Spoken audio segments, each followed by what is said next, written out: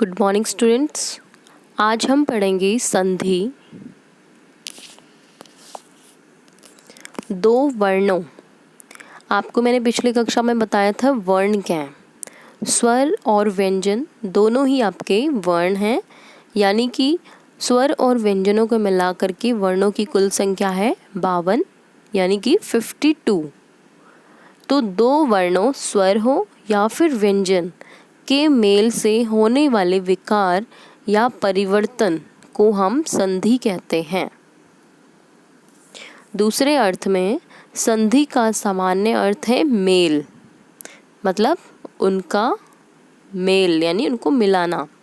इसमें दो अक्षर मिलने से तीसरे शब्द की रचना होती है, इसी को हम संधि कहते हैं।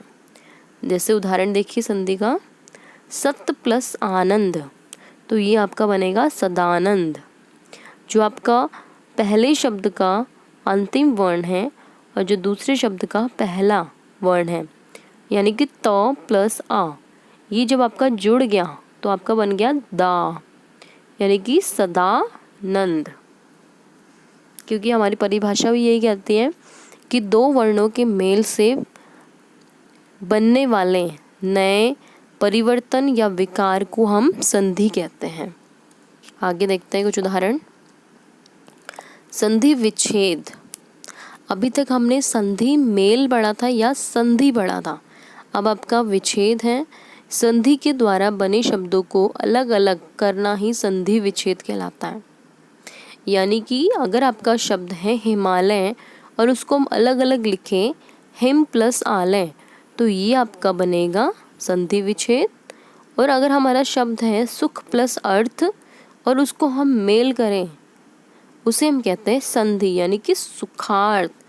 अब आपका शब्द को टुकड़ों में बांटना विच्छेद करना कहलाता है, जबकि टुकड़ों को जोड़ना और उनको एक बनाना मेल करना आपका संधि कहलाता है। यही है दोनों में फर्क। उदाहरण देखते हैं आगे। संधि के तीन भेद हैं, स्वर संधि, व्यंजन संधि और विसर्ग संधि। इनको आगे हम विस्तार पूर्वक जानेंगे। स्वर संधि। स्वर संधि नाम से स्पष्ट हो रहा है कि दो स्वरों के मेल से होने वाले परिवर्तन या विकार को हम स्वर संधि कहते हैं। यानी कि जब इनमें मेल या उनका संधि होती है तो उसमें जो आपके शब्द हैं या वर्ण हैं वो आपके स्वर होने चाहिए, केवल स्वर, उसमें आपके व्यंजन नहीं होने चाहिए। स्वर संधि के 5 भेद हैं, दीर्घ संधि, गुण संधि, वृद्धि संधि, यण संधि, अयादि संधि। ठीक है, तो इनको अब हम विस्तार पूर्वक समझेंगे एक एक करके। पहला आपका दीर्घ संधि।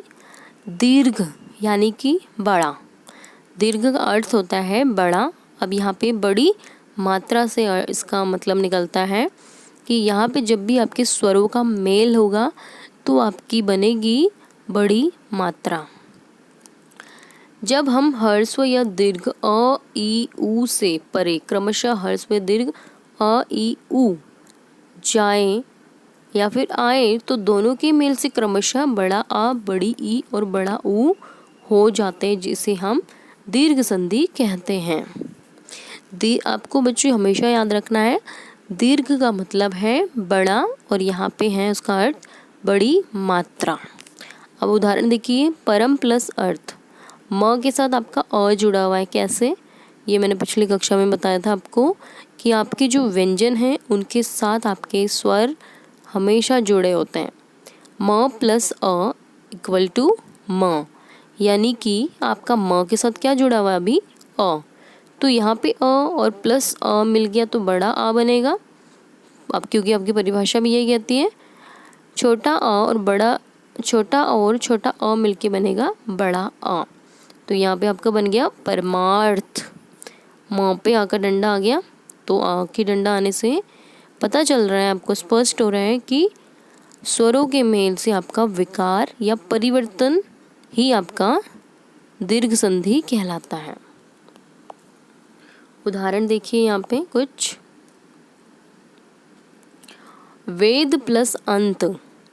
अब आपका द के साथ अ छिपा हुआ है, स्पष्ट है, द प्लस अ मिलके द बना है, तो आपका अ प्लस अ मिल गया तो बड़ा आ में परिवर्तन हुआ और ये शब्द बन गया आपका वेदांत।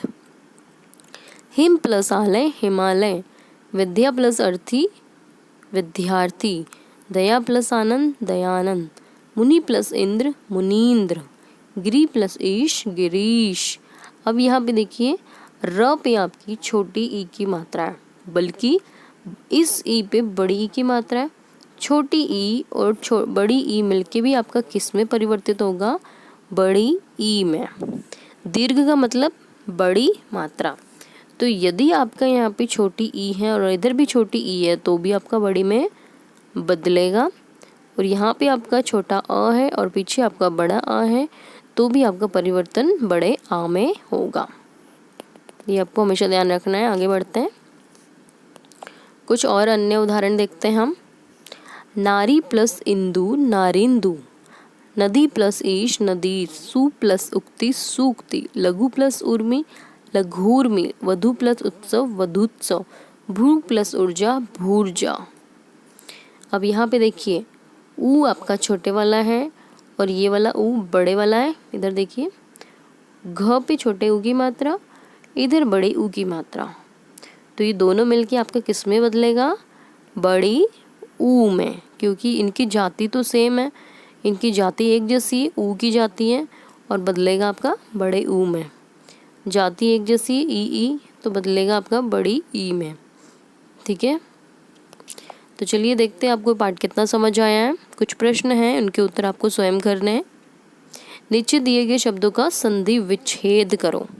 संधि विच्छेद यानी शब्द का मेल हो चुका है, आपको इनको अलग अलग लिखना है। पराधीन, महाशय, रजनीश, वधुत्सव, परीक्षा। आपको मैंने जैसे उदाहरण दिए थे विद्या प्लस अर्थी विद्यार्थी, तो आपको उसी तरीके से ये करने हैं। ये आपका गृह कार्य है, इसलिए आपको स्वयं करना है, कॉपी में लिखना है, याद करना है। अगली कक्षा में मिलेंगे इसी के आगे कुछ नए विषय के साथ। तब तक के लिए धन्यवाद।